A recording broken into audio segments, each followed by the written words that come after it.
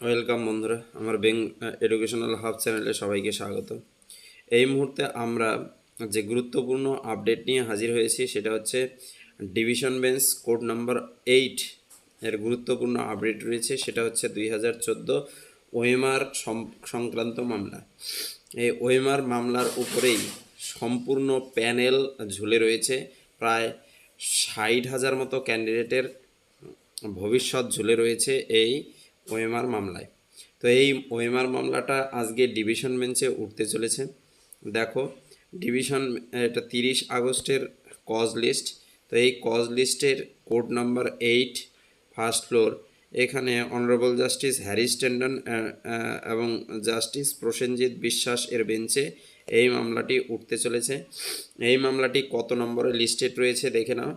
তো এই ওএমআর সংক্রান্ত মামলাটা 17 নম্বর লিস্টেড রয়েছে। দেখো, 17 নম্বর ম্যাট 1531/2024। এর সাথে অনেকগুলো মামলা ক্যান হিসেবে ঝুলে রয়েছে। দেখো, 18 নম্বর মামলা, তারপর ক্যান 1/2024, ক্যান 2/2024। এই মামলাগুলো এই তথ্যের সাথে ঝুলে রয়েছে। দেখো, Mrinmoy Haldar and others versus Shantanu সিট অ্যান্ড আদার্স এই মামলাটার সাথে ঝুলে রয়েছে। তো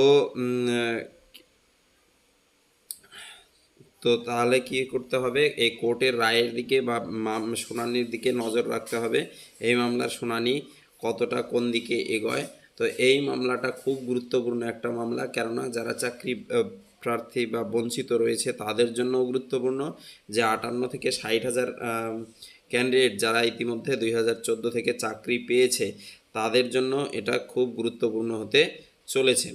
তো এই ওএমআর সংক্রান্ত মামলাটা court number 8 division bench, Kolkata হাইকোর্টের ডিভিশন বেঞ্চে 17 নম্বর সিরিয়ালে লিস্টেড রয়েছে।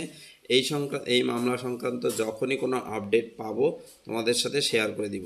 তো এই ছিল ভিডিওটা ভালো লাগলে বন্ধুদের সাথে শেয়ার করে দিও, লাইক করে দিও, এবং এই ধরনের ভিডিও পেতে অবশ্যই চ্যানেলটাকে সাবস্ক্রাইব করে দিয়ে পাশে থাকা বেল আইকনটি বাজিয়ে দিও। তো সবাই